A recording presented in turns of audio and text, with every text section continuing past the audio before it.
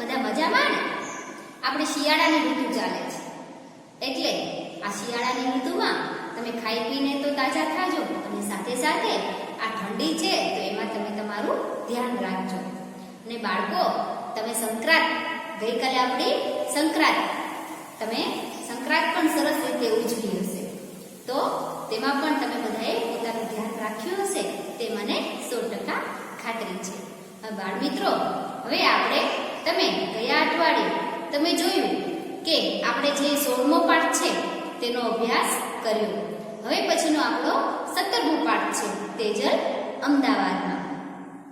હવે આપણે નામ સાંભળતા જ એવું થાય કે તેજલ અમદાવાદમાં, તો એક તેજલ નામની છોકરી છે તે અમદાવાદમાં જાય છે, અને અમદાવાદમાં ગયા પછી એને શું શું અનુભવો થાય છે, ત્યાં શું શું તેને ફાવે છે, શું નથી ફાવતું, અને પછી એમાં જે રીતે જે પરિસ્થિતિ હોય તેમાં રહેતા શીખી જાય છે. તો તેના વિશે આજે આપણે આગળ અભ્યાસ કરશું. પાઠ તમારો 17મો, તેજલ અમદાવાદમાં, તેનો ભાગ 1. બાળ મિત્રો, આપણે જ્યારે પાઠ સમજીએ છીએ એ પહેલા આપણે અઘરા શબ્દની સમજૂતી લઈએ છીએ.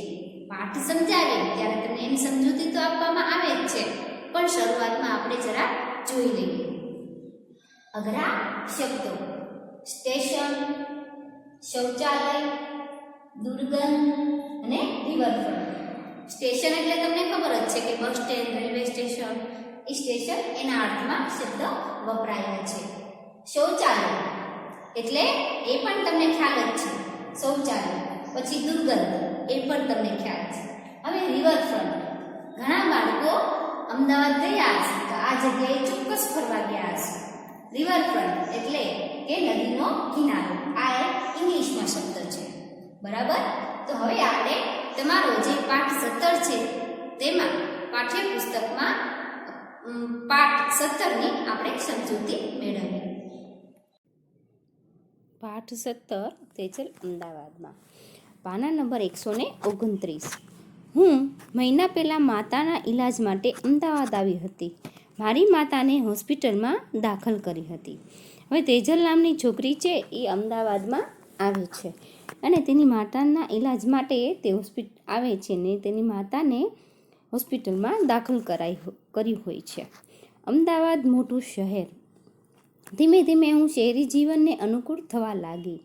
મને હજી પણ યાદ છે તે દિવસ જ્યારે હું અને મારી માતા અમદાવાદ સ્ટેશન પર ટ્રેનમાંથી ઉતર્યા ત્યારે કેટલી ભીડ હતી.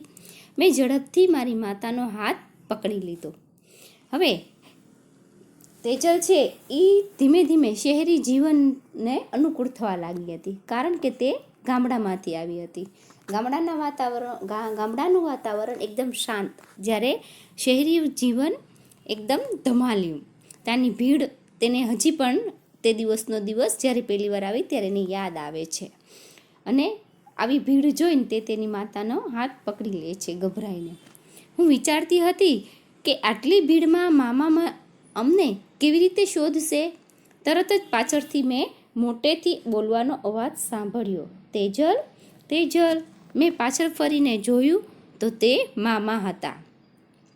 હવે જ્યાં આ લોકો ગામડેથી અમદાવાદ આવે છે એટલે એને તેડવા માટે અમદાવાદમાં એના મામા રહે છે તેજલના, તે તેને રેલવે સ્ટેશન પરથી તેડવા આવે છે.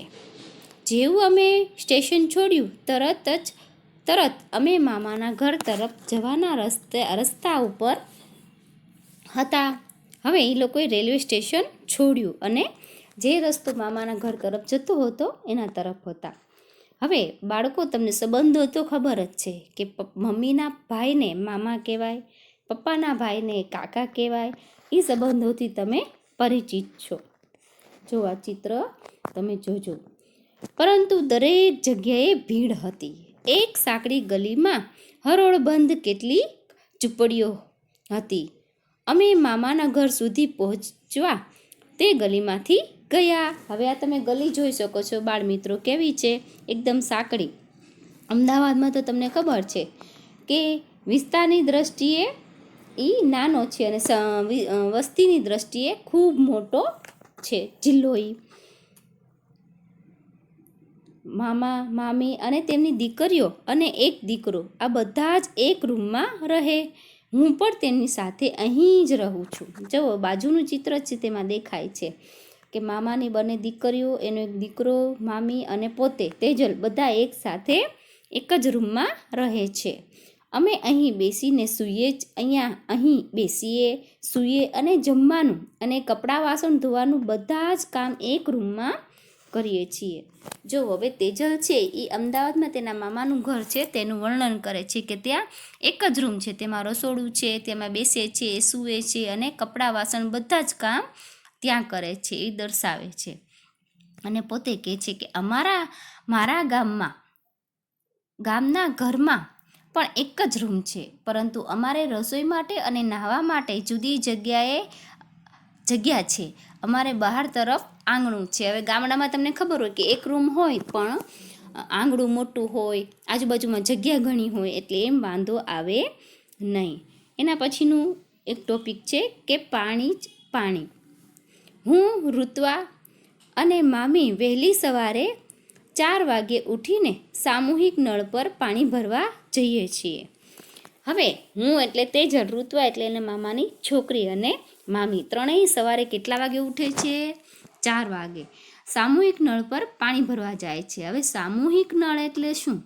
તો કે સામૂહિક નળ એટલે કે ત્યાં એક જ નળ હોય અને ઘણા બધા પાણી ભરવાવાળા હોય. સામૂહિક એટલે સમૂહમાં બધા ભેગા થઈને એમ. બાપરે, ત્યાં પાણી માટે કેટલા ઝઘડા થાય છે. જો અમે થોડા મોડા પડીએ તો અમને આખા દિવસનું પાણી ભરી શકીએ નહીં. હવે તેજલ કહે છે કે અમે મોડા પડીએ ને તો અમને ત્યાં પાણી ભરવા મળે નહીં, આખો દિવસ પાણી વગર કાઢવો પડે. અને ઝઘડાની તો વાત ન પૂછો. અમારા ગામમાં, એ પોતે કહે છે કે અમારા ગામમાં ઘરમાં નળ નથી, ગામડામાં તળાવમાં પાણી હોય છે. ત્યાં જવા માટે 20 મિનિટ લાગે છે. કેટલી મિનિટ લાગે છે? 20 મિનિટ. ઉનાળામાં ઘણી વખત તળાવમાં પાણી સુકાઈ જાય છે. પછી અમારે લગભગ 1 કલાક સુધી ચાલીને નદીએથી પાણી ભરવા જવું પડતું હોય છે. હવે તેજલ કહે છે અહીંયા શહેરી વાતાવરણ અને ગામડાના વાતાવરણની સરખામણી કરે છે કે અહીંયા સામૂહિક નળ હોય છે, જ્યારે અમારા ગામડામાં ઘરે નળ ન હોય, પણ અમે તળાવમાં જઈએ છીએ અને તળાવમાંથી પાણી લઈ આવીએ છીએ, પણ તળાવ સુધી પહોંચવા માટે 20 મિનિટ લાગે. અને એ પણ તળાવ જ્યારે ઉનાળામાં સખત તાપના કારણે સુકાઈ જાય તો અમારે 1 કલાક સુધી ચાલીને નદી સુધી પાણી ભરવા જવું પડે છે. અમારા ગામમાં પાણી માટે ઝઘડા થતા નથી. હવે એના પછીનો પાના નંબર છે 131. જો હવે આ તમને દેખાય છે સામૂહિક નળનું ચિત્ર. જો કઈ રીતે ઝઘડા થાય છે, કેવું દ્રશ્ય છે. ગલીમાં જ્યાં મામા રહે છે ત્યાં એક છેડે શૌચાલય છે. શૌચાલય એટલે બાથરૂમ, લેટ્રિન બાથરૂમ, બરાબર. ગલીના લોકો તે શૌચાલયનો ઉપયોગ કરે છે. હવે જુઓ, હવે આ અમદાવાદમાં તમને આપણે જોયું કે તેજલના મામાનું ઘર કેટલું નાનું છે, તેમાં બાથરૂમ નથી, એટલે શૌચાલય માટે તેઓએ ગલીના છેડે સુધી જવું પડે. તે હંમેશા જ ગંદુ હોય છે અને ત્યાં દુર્ગંધ આવે છે. હવે બધા જ વ્યક્તિઓ શૌચાલય વાપરતા હોય તો કેટલી દુર્ગંધ હોય તમે વિચારી શકો, બરાબર. પહેલી વાર તો મને તેનાથી ઉલટી જેવું થતું હતું. તેજલને જ્યારે પહેલી વાર બાથરૂમમાં ગઈ ત્યારે તેને ઉલટી જેવું થતું હતું શૌચાલય માટે. ત્યાં પાણી પણ હોતું નથી, અમારે સાથે પાણી લઈ જવું પડે છે. હવે આપણા ઘરે બાથરૂમ હોય છે ત્યાં તમે જુઓ છો ફૂલ નળ ખુલ્લા મૂકીને તમે નાવ છો કે પાણી વાપરો છો, બરાબર. હવે અહીંયા તો તમારે પાણી ભરીને જવું પડે. હવે હું આ બધાથી ટેવાઈ ગઈ હતી. તેજલ કહે છે કે થોડાક દિવસ મને નવું લાગ્યું, બધું એક્સેપ્ટ કરતા બધું વાર લાગી. હવે ધીમે ધીમે તે ટેવાઈ ગઈ. મારા ગામમાં કેટલાક લોકો ખુલ્લી જગ્યામાં કે ખેતરમાં શૌચ માટે જાય છે. હવે ગામડામાં તો તમને ખબર હોય હવે બધા ધીમે ધીમે પોતાના ઘરે શૌચાલય બનાવવા માંડ્યા છે, પણ પહેલાંના જમાનામાં તો માણસો ખેતર હોય કે કોઈ ખુલ્લી જગ્યા હોય ને એમાં સ્ત્રી અને પુરુષ માટે એક વાડો બનાવેલો હોય, તેમાં શૌચ માટે જાય છે. પુરુષો અને સ્ત્રીઓ અલગ અલગ જગ્યાએ જાય છે. હવે બાળ મિત્રો, તમારા પ્રશ્નો છે તેનો આપણે પ્રશ્નોના જવાબ આપણે જોઈશું.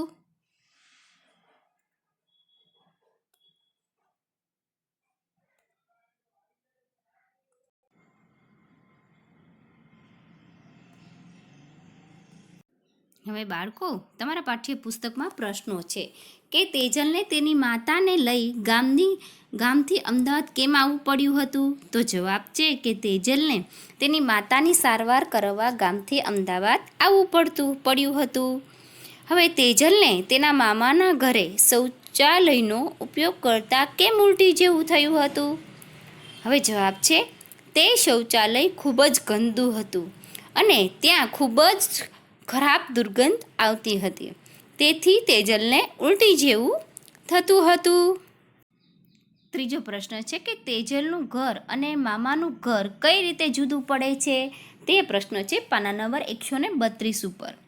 હવે જવાબ છે, તેજલના ઘરે મોટું આંગણું હતું ગામડામાં, રસોઈ માટે અલગથી રસોડું હતું, નાહવા માટે અલગથી બાથરૂમ હતું, જ્યારે તેજલના મામાના ઘરે આંગણું, રસોડું કે બાથરૂમ ન હતું, ફક્ત એક જ રૂમમાં બધી પ્રવૃત્તિ કરવી પડતી.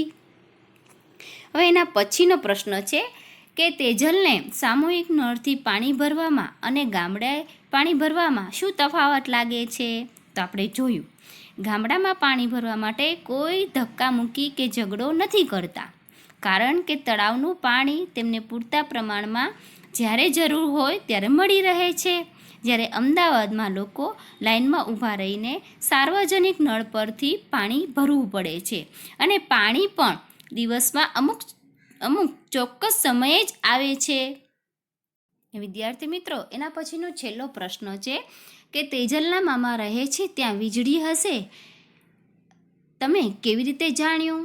તો બાળકો, હવે તમે એકદમ ધ્યાનપૂર્વક નીચેનું ચિત્ર જોશો તો ખ્યાલ આવશે કે એક છોકરો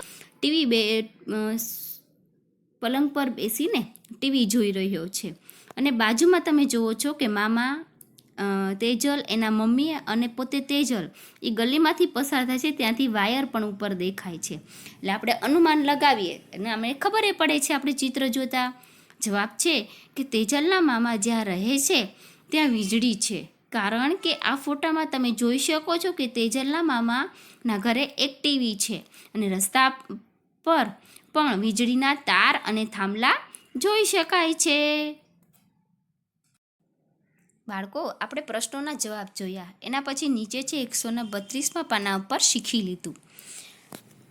તેજલ છે તે દરરોજ એની માતાને જોવા માટે બસમાં જાય છે અને પહેલીવાર જ્યારે જાય છે ત્યારે એને આવી ભીડવાળી બસમાં જતાં બીક લાગે છે, કારણ કે તેને આની આદત ન હતી, એટલે તે ડરતી હતી.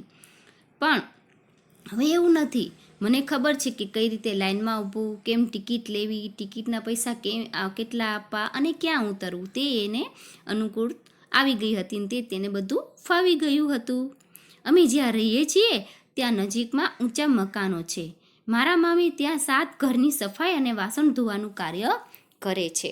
હવે જે તેજલના મામા રહેતા હતા તે ઝૂંપડપટ્ટીનો રહેણાંક હતો. પછી એના મામી છે એ પોતાના ઘરનું તો કામ કરતા, સાથે સાથે પોતાની રોજીરોટી મેળવવા માટે તેને સામેની બિલ્ડિંગ, એટલે બહુમાળી, તમે જોઈ હશે અમદાવાદમાં કેટલી મોટી મોટી બિલ્ડિંગો હોય છે, એ બિલ્ડિંગમાં 7 ઘરના વાસણ અને ઘર સફાઈનું કાર્ય એના મામી કરતા હતા. હવે આપણે પાના નંબર 133 ઉપર જઈશું. જો એક દિવસ તે તેના મામી સાથે જાય છે. જ્યારે પહેલીવાર મકાન જોયું, એને આવા મકાનો પહેલીવાર જોયા, બહુમાળી ભવન બિલ્ડિંગો. મને થયું કે એક મોટું ઘર હતું, પરંતુ મેં જોયું ત્યાં ઘણા બધા ઘરો એકની ઉપર એક એમ હતા. હવે એને બિલ્ડિંગ જોઈને તો એને એવું લાગ્યું કે આ એક જ મકાન છે, પણ જ્યારે એના મામી સાથે જ્યાં એના મામી કામ કરે છે ત્યાં ગઈ ને, ત્યારે એને લાગ્યું કે આ તો એકની ઉપર એક એમ ઘણા બધા ઘરો છે. મને આશ્ચર્ય થયું હું કેવી રીતે આટલી બધી સીડી ચડીશ, પરંતુ ત્યાં લિફ્ટ હતી. તે મોટા લોખંડના પાંજરા જેવી હતી. તેમાં પંખો, લાઇટ અને ઘંટડી હતી. અમે કેટલા બધા માણસો ગોઠવાઈ ગયા અને બટન દબાવતા તે ઉપર પહોંચી ગઈ. સાચે જ હું બહુ જ ગભરાતી હતી. આવું બધું વાતાવરણ જોઈને તે એકદમ ગભરાઈ જાય છે અને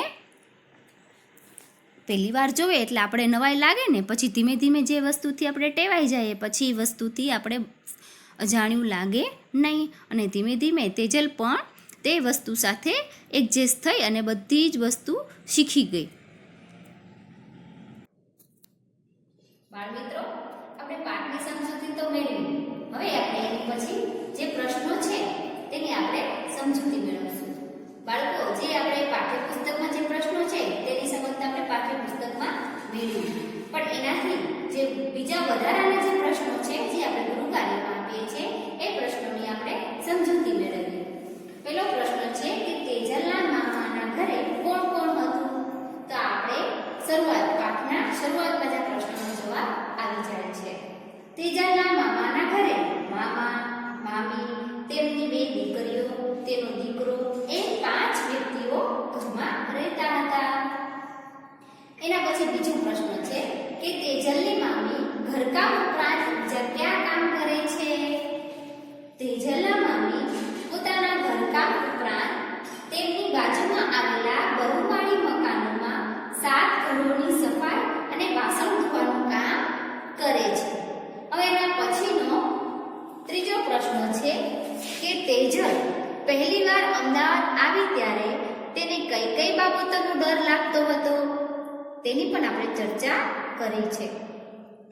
તેજલને શરૂઆતમાં ભીડવાળી જગ્યાઓ પર જવામાં, ટ્રેનમાં અને બસોમાં એક જગ્યાએથી બીજી જગ્યાએ જવા માટે ચડવા ઉતરવામાં તથા સ્ટેશન પર ભીડમાં ચાલવામાં ડર લાગતો હતો. ઊંચી ઇમારતો, બહુમાળી મકાનોની ઊંચાઈએથી નીચે જોવામાં તથા લિફ્ટમાં જવાનો ડર લાગતો હતો.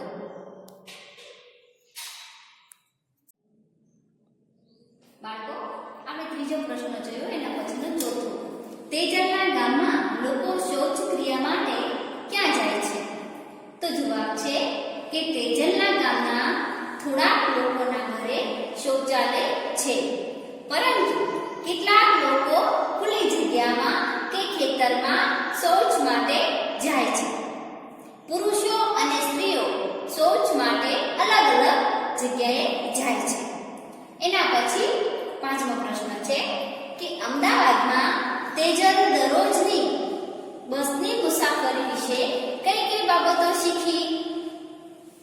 તો જવાબ છે કે અમદાવાદમાં બસની દરરોજની મુસાફરી કરતા તેજલ લાઈનમાં કેવી રીતે ઊભું રહેવું, ટિકિટમાં કેટલા પૈસા આપવા, ક્યાં ઉતરવું વગેરે બાબતો શીખી.